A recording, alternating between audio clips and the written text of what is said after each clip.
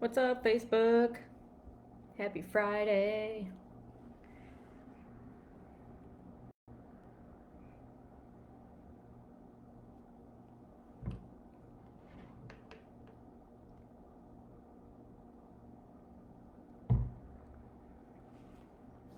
Hope you all made it to the end of the week. Doing well, hanging in there. As usual, would love to hear some check-ins from some of you guys once you join in. Tell me how your week was. Tell me some of the highlights of your week. Maybe even some of your biggest struggles this week too, if you want to share those. Hey, Jake.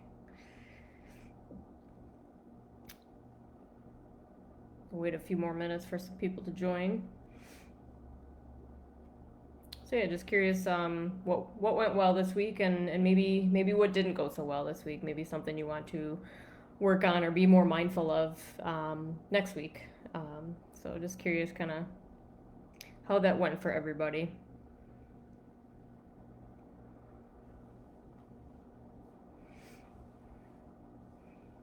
I guess I could share on that too.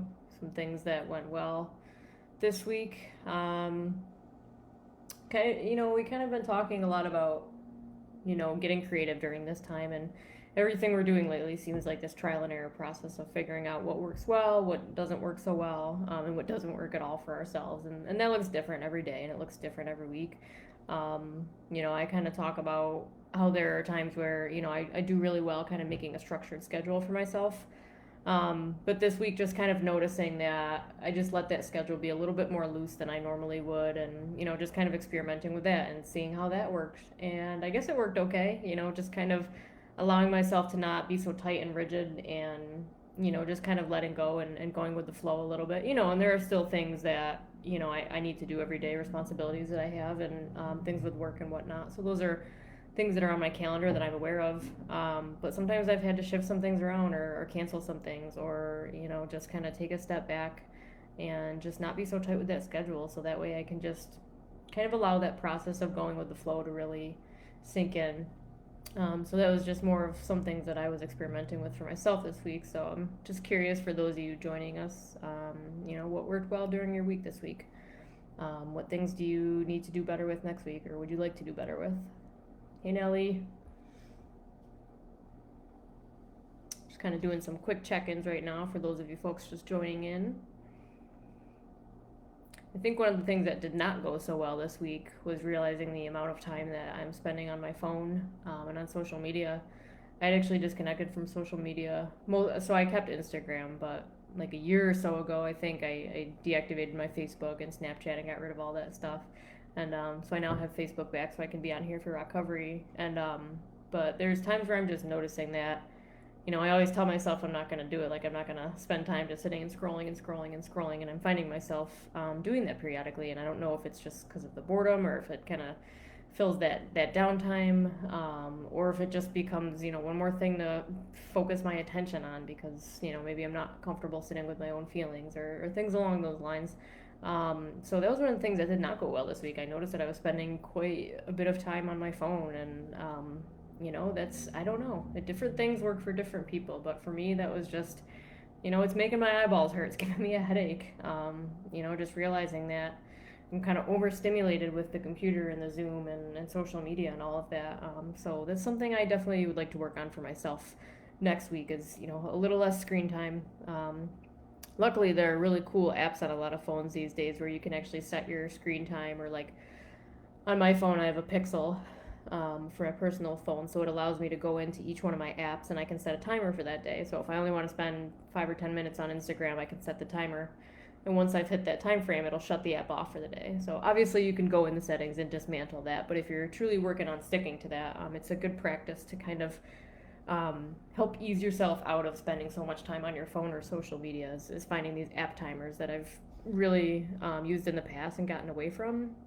So that's kind of my share on something that, kind of went well this week, and some things that didn't go so well.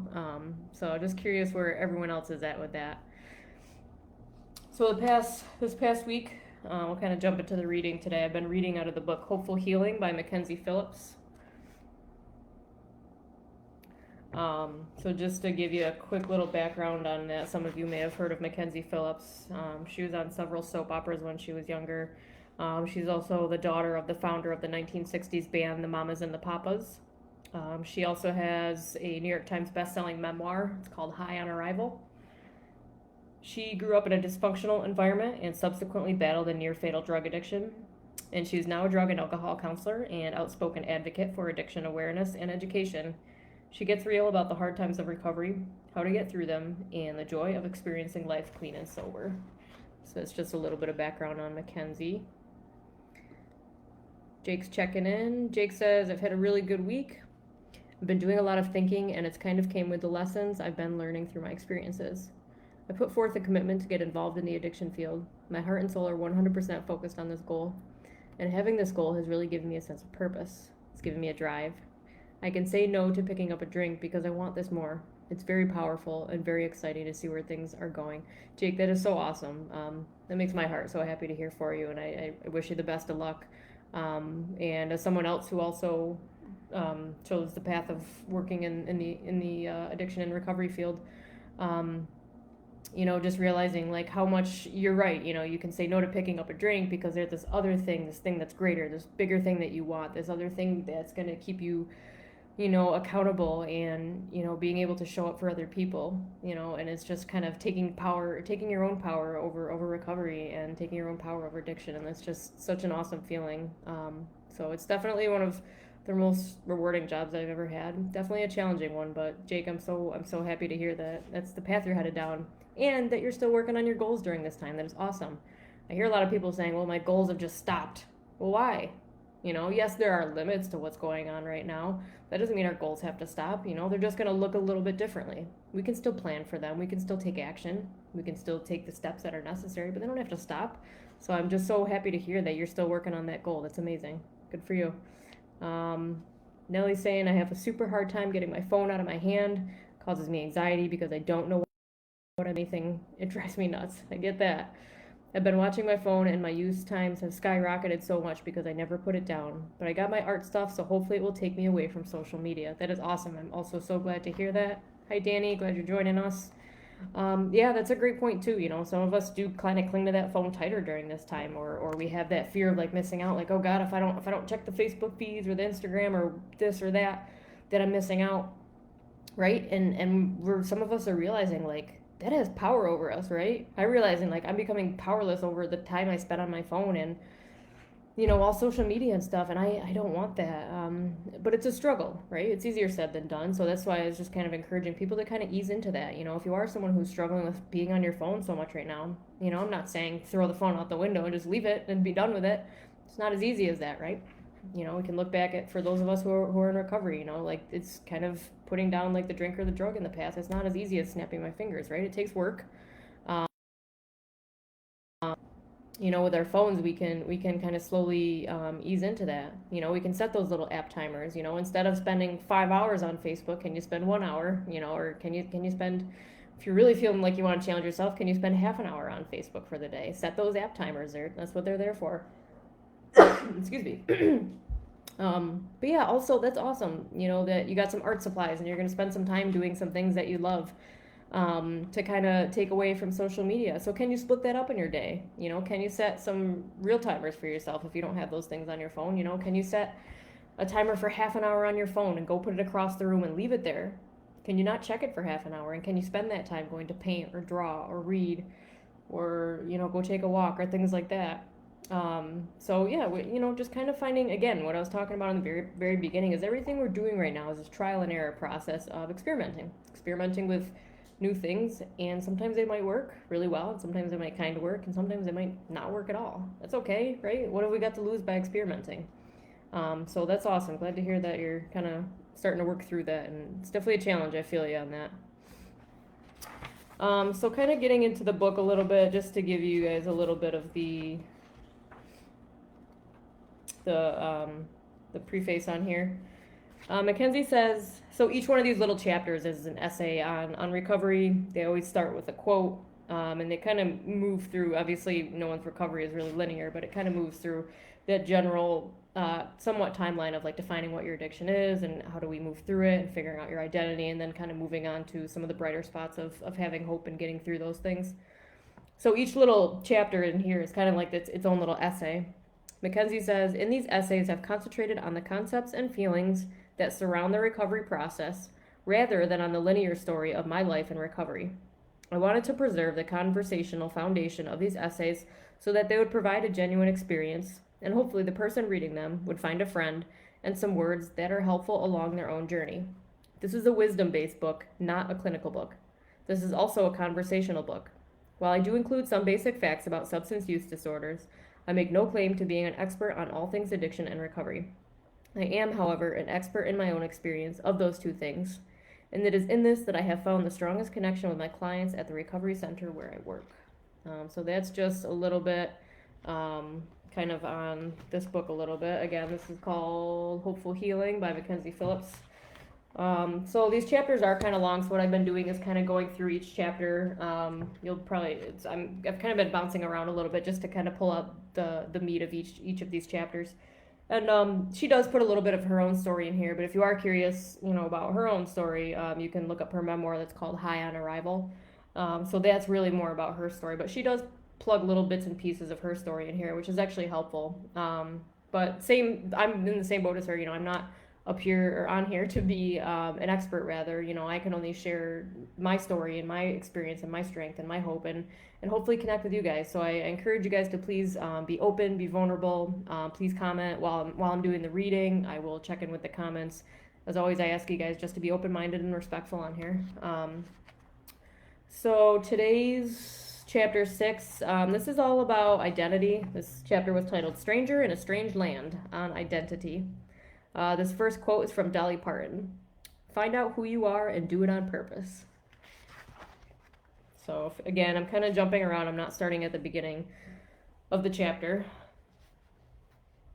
So Mackenzie says, one of the most messed up things about addiction is that the damage you do is all you. You're not a different person when you're using, even though the addiction is driving. You're still a version of you. Those are your hands doing all of that harm to your sense of self. You simply do not have control over it. There are different concepts of what self is, but most agree the self is the essential nature that makes you unique and is responsible for your thoughts and actions. This does not mean that you have total control, but that the self is liable or accountable for thoughts and actions. For the most part, when you are healthy, your sense of self is of a self that is unified. Addiction fragments you into different pieces. Your sense of self is supplanted by compulsive behaviors and the need to get your next fix. Your body is driven by it, as are your decisions and general thinking. Your spirit, for a lack of a better word, that indelible thing that makes you, sits vulnerable, shoved out of its nesting place by the inexplicable reality that you are doing this to yourself. And this dislocation of self causes the most caustic damage, the worst trauma that addiction delivers to our identity. Most of the time, people think of trauma as an event, a sudden shock of some kind. But trauma can also come from chronic stress and strain as well, and both can be applied to addiction in its stages. Because of this, when we come into recovery, there's a feeling of being fragmented, compulsion having shoved our united sense of self out of the way. It can feel like being a stranger in strange skin. You are unrecognizable to yourself, and nothing feels like it fits. When we think, oh my God, I've totally burned my life down. I have nothing. I feel like I'm nothing. Who is this person? I'm not this person. It's hard to look at these thoughts, and it feels like shit when we do. When I look at clients at this stage, I see individuals who can't even see their own individuality. I see people who, on some level, think of themselves as just the drink or the drug. I am heroin. I am vodka. But from where I sit, I see individuals separate from their drugs and their drink. I see beautiful people who can't yet see their beauty. Perspective is everything, and all the beauty that is within them allows me to see my own. Soon they'll see themselves as I see them.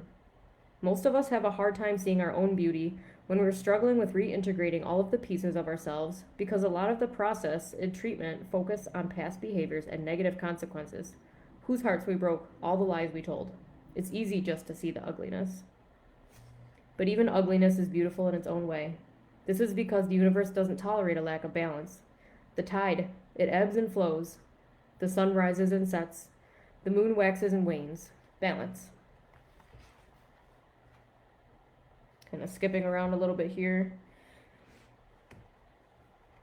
As you focus on all that went wrong, remember all that went right too. When you're taking stock of when you were cruel, remember when you were kind. When you're listing all of your faults, list your good attributes too. Remember the people who love you.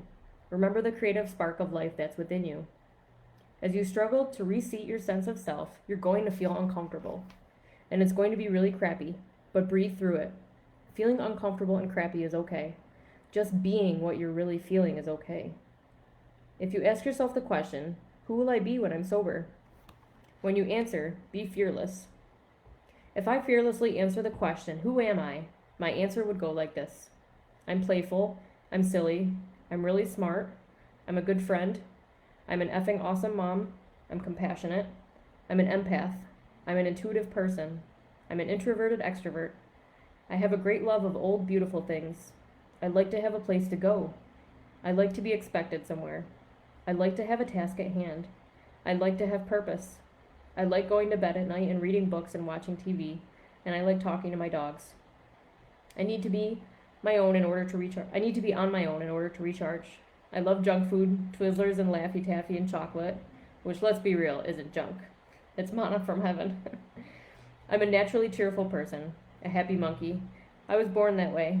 I'm built that way. I'm resilient. No matter what's going on, I can do whatever needs to be done.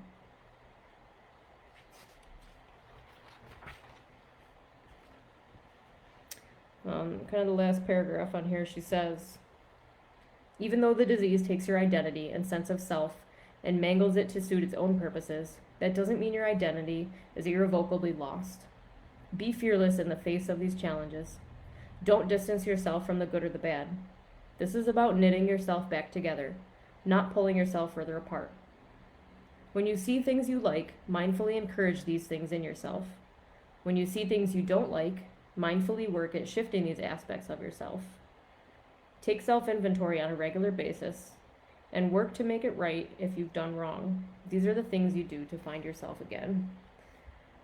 So yeah, a lot of good stuff in there too. And, thinking back to when she mentioned that, I'm struggling with our identity and figuring out who we are, that idea of, coming into recovery and like I think that's a perfect way to describe it. It's feeling fragmented, right? There's all these different pieces of me. And while they all are different parts of me, some parts of me are controlled by that addiction, when I put that substance into my body or when I act on this certain behavior, I become powerless over that substance and my life then becomes kind of unmanageable once I act on that thing. But it's still me doing all these actions and making choices, But it's interesting that she says that, we feel fragmented when we come into recovery, and that is so true. She says it can feel like being a stranger in strange skin. You are unrecognizable to yourself, and nothing feels like it fits. And I don't know about any of you, but I can definitely relate to that coming into recovery, just having this that's just it, fragmented. I had no idea who I was, take away these actions and behaviors and substances that I've used for 15 years of my young life, and what am I left with? You kind of feel stripped away a little bit. And just, really having this, it's just this bizarre sensation of just feeling so unsettled. It's like, what is life? Who am I? What do I like to do? What am I even good at? And it becomes this, now this recovery process comes really this journey of discovering our own identity. But also, it's about creating that identity too. I get to create my identity today. I get to decide who I am and my actions and my behaviors and how I respond to life. Some of the gifts I've been given are the time that I have right now. I do have that downtime right now to really rediscover myself, but also create myself too. She says early on, we can ask ourselves, who do we want to be when we be sober? Well, I ask myself now, I'm like, who do I want to be when I come out of quarantine? Do I want to do things differently? Do I want to make changes in my life? And even now I get the gift of, discovering all those things that I always say that I don't have time for. I was able to sit down and do a little painting the other night, and At first it was a struggle, kind of hanging on to that perfectionist idea that, oh, this painting isn't perfect, doesn't look like the ladies in the YouTube video, like she's moving too fast, mine looks like garbage. We talked about that self-talk, that negative self-talk the other day, and I had to catch myself. I did. I share this with you guys often. Like, I'm not up here as an expert. I'm still learning and growing too. So I had to catch myself and just allow myself to just really enjoy the process. And once I let go of that, of this painting trying to be so perfect, I realized, like, oh man, I really miss painting. That is a part of me, that artistic side to me that I've always grown up with. I'm able to kind of tap back into that a little bit. Like, that's one of the gifts of sobriety, is I get to rediscover who I am, but also create who I want to be. But it's this weird spot she's talking about of feeling like we get sober initially, and we're unrecognizable. It's like, who is this person? I have no clue, because I've spent 15 years living in this cloudy haze of alcohol and drugs and other nonsense and drama and chaos. And so take all that stuff away, and it's like, what am I left with? And it can be a little scary, right? Absolutely. I love what she says about some people view themselves as just the drink or just the drug. And we were talking a lot about language the other day too, and some of the language that we use to describe ourselves. And I asked you guys to really tune in and pay attention to your self-talk that goes on up here, right? How do you talk to yourself in your head? Because we all do it. You're working on a project and you mess it up, and how do you talk to yourself when you do that? Think about that. Pay attention to that stuff. But also, we talked about the sense of the language and how we want to move forward and be viewed as people in recovery. So when we carry around these titles and these labels that we've been given that carry this really negative connotation, that changes the public's view of us. And it's really important to be conscious and aware of how we're describing ourselves. She says that she sees people who come in to see her, some of her clients, that they view themselves as just the drink or the drug. I am heroin, I am vodka, I am just an alcoholic, I am just a drug addict. Like, a lot of people carry those titles and really think about themselves. All of a sudden, we're identifying ourselves with these labels and with these actions and with these things in life, right? She says, but sometimes she sees individuals separate from the drink and the drugs. She says, I see beautiful people who can't yet see their own beauty. Perspective is everything, and all the beauty that is within them allows me to see my own. Soon they'll see themselves as I see them. And many of us have a hard time seeing our own beauty when we're struggling with reintegrating all of the pieces of ourselves, because a lot of the processes and treatment focus on past behavior and negative consequences. We focus on whose hearts we broke, all the lies we've told. It's easy for us to see those negative parts in ourselves. And that doesn't mean that we shouldn't look at them. It's important to look at our past and see where we've been wrong and where we have hurt other people.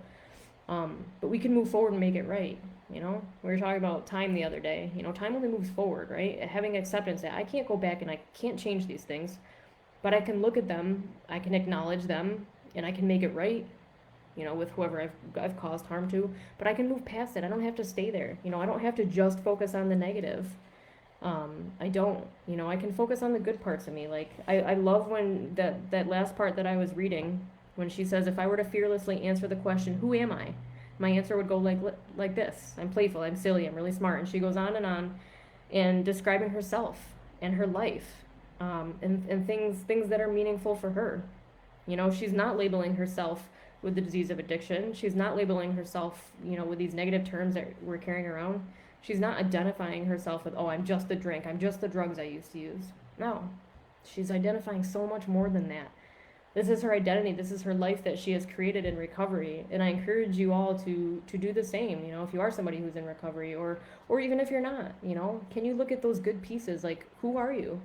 What are those different hats that you wear in your life? Are you a parent? Are you a child? Are you a sibling? Are you playful? Are you silly? Are you smart? Are you athletic? What do you like to do? What are some of the hobbies that you enjoy? What are some of the foods that you like? What are some of the activities that you like to engage in? And sometimes that can be hard to look at, but it's so important to focus on those things, right? I can identify as being somebody who is in recovery, but I think every human can identify as that. I just love the way that she had described herself. All the things that really make up her. If I look at the SAMHSA definition of recovery, they define recovery as a process of change through which individuals improve their health and wellness, live a self-directed life, and strive to reach their full potential. Nowhere in there does that say anything about drugs and alcohol, right? So if we're going by that definition, we can all be in recovery from something, right? Doesn't that sound great? Like I want a process of change through which I'm improving my health and my wellness, to live a self-directed life, to reach my full potential, right? So if we're going by that definition, I believe that everybody's probably in recovery from something. Everybody wants health and wellness and to live a purposeful and meaningful life, right? So what does that look like for you? So she always does kind of like two little sections at the end. One just kind of reflecting and making you think a little bit, and then there's always an action piece. So today's reflection is called Compassion Matters. She says perfection is not required for recovery, but self-honesty is, and so is self-compassion. And I had actually written these all down a while ago, and I forgot about them until I opened to the page earlier today. But having some self-compassion for yourselves can kind of look like this list. Be kind, be patient, be forgiving, be tough on yourself, be humble, be hopeful, ask questions, give of yourself, ask for help, accept help, listen for wisdom, let yourself love, and let yourself be loved. I love that list. All really good little reminders. And then this is the action piece. It works if you work it. So here's my take home for you guys today. Are there any aspects of your personality that you like but lost while you were in active addiction? Write a love note to yourself praising those traits. Put it in an envelope, address it to yourself, and affix a stamp. Give that letter to someone you trust. Ask them to mail it to you the next time they see you getting down on yourself. I love that little piece, because so often it's right, we come into recovery and, so often we focus on our past, right? Because that's all we have to compare to. We haven't fully yet engaged in this new life yet, so that's what we have to look back at and compare to. And oftentimes we can really stay in that negative mindset. And again, I'm not saying don't ignore it, don't acknowledge it. It's important for us to look at it, but we can't stay there, We can't see where we're going where we're driving if we're always looking in the rearview mirror, We can't focus up there. We'll get distracted, we'll crash, right? So it's important to be able to look at all the positive aspects too. Acknowledging the mistakes that we've made and our part in things and making it right, but also looking at our attributes. And I think for some of us that is so hard to do, right? Sometimes it's hard to pick out the things that we like about ourselves, the things that we're good at. So I challenge you to do that. Make a list of all the things that you love about yourself, all your positive attributes. Who are you? What are all the different hats you wear in life? What are all the different roles you have in life? What are your hobbies? What's in your heart? So I encourage you guys to really look deep at that. And she encourages you to, look back at your life and say, look at, are there things that you missed out on or that you lost when you were in active addiction? Or even if you weren't ever in active addiction, if you were in a really low point in your life, because I believe that all humans kind of hit that at some point or another. So when you were at the lowest points of your life, really struggling, are there the good things about yourself that you feel like you lost? I often talk about that in my own story. There are pieces of Chelsea that have shined through ever since I was a little kid, and a lot of that was my creative side, my artistic talents, But as I entered those darker parts of my life for years and years and years, I started to lose those. That flame, that bright flame, started to slowly get put out. And at the end of everything, I was left with nothing. I didn't even know who I was. I didn't know what I liked. All those things that I cared about, I could have cared less about. I got rid of them all. I stopped trying. I stopped doing the things that I loved, the things that I cared about. My art. I wasn't connected with my family or my friends. I wasn't truly connected. They saw a surface connection, but they didn't know what was going on underneath. I wasn't truly connecting, and I wasn't truly honest. So I lost a lot of that. I really lost me when I was struggling the most in my life. But through the gifts of recovery and putting in hard work and even learning now, I'm learning now to just start being kind and compassionate to myself. It's hard, but like anything, it takes practice. So I really encourage you guys to Look at those parts within yourself. Look at the good parts. Look at all your attributes. Look at what you do for other people. Be aware of that. Be proud of that. That's okay. Those things are okay to look at. They're good to look at. So write that letter. Write that letter. Address it to yourself, put a stamp on it, and give it to a close friend or family member and ask them, say, here's this letter. I need you to give this to me the next time that I am feeling really down on myself, or the next time that I am really struggling or beating myself up for things that I've done in my past. Please give this letter to me next time. So that is my takeaway for you guys today. I'm going to check in. I've been rambling on for quite some time now. Hi, Brian. Hi, Keisha. Lots of people on here. Chris. Nellie says, just sitting here trying to come up with a list of who am I. I would really have to think because I never apply it myself for nothing. So how would I describe myself? I have no idea, right? So this is a really good exercise for so many of us. Think about that. Are you thinking about that statement right now? Ask yourself, who am I? What comes to mind? Can you say more positive things about yourself than negative? Because oftentimes for a lot of people, I can easily list all the things that I'm not so great at or I'm bad at, or I can list all the harms that I've done, right? I can so easily do that. But what about the positive things? What about those good qualities? Who are you, right? And if you're struggling with that, maybe that's an indicator for you right now to just really sit down and pay attention to it. If you're struggling with the phone and sitting on Facebook and social media, maybe put that down for the afternoon. Maybe focusing on you instead of everyone else's news feeds and what's going on in the Facebook world. You're not missing out. Can you put that time and can you put that energy into you, because you matter and you are important. You are so important, and all the good things that make up who you are deserve to be acknowledged. So can you spend some time and energy putting into that? If you're not quickly coming up with that list, is that something you need to work on? I don't know. Sometimes it's a hard list for me to work on as well, but I'm now able to write those things and acknowledge the things that I'm good at, acknowledge those parts of me that I lost during active addiction that I'm gaining back, but also there's this new piece, right? There's this new chance to create who I am. It's not just getting back to that old person, because a lot of the things that old Chelsea was doing wasn't really working. I had positive qualities about me, but the way I was living wasn't really working. So this is an opportunity to recreate ourselves. We have this downtime right now, right? So let's take advantage of it. Let's do something positive with it. Karen says, I'm a good cook. That is awesome. Awesome to hear.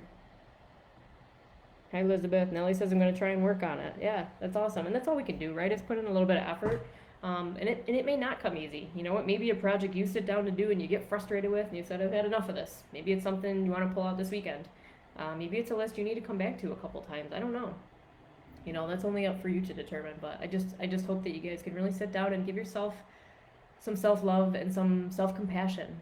Spend a little bit of time getting to know you, and if you are in early recovery, that's amazing, and I'm so happy you're here. I'm so happy you're here and found this different pathway for your life, right? So you're probably in that early spot that Mackenzie was describing about feeling fragmented, like, well, who the heck am I? That's okay. That's a great spot to be in. You know what? I see it as like a blank canvas, right? I've got all these different paints and brushes in front of me, but it's a blank canvas. Well, what is this canvas going to be? I don't know. Let me just start putting some paint on there and see what the heck happens. Like, why not? This is an opportunity to create the beautiful masterpiece that is you and that can become you. We have that time to do that now. So I really encourage you guys to do some deep digging this afternoon and kind of head into the weekend here. I'm curious to see what you come up with, and if that's something you want to talk about, maybe you're struggling with it, we're here to reach, we're here for you guys. So please reach out. I always encourage you guys every day. If there are some of you who are looking for our peer services, we are still offering those at Recovery Fitness. You can get a hold of us. I posted all the details in the description of this video. So our email is on there. You can Facebook message us.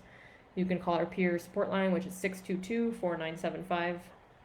And we'll get you connected. We'll get you connected with one of our peer mentors, somebody who can just be there and understands where you've been and maybe where you are right now if you're struggling. If you've got a family member, if you've got a friend, and they'd be interested in working with someone to guide them along in their recovery and help find that identity.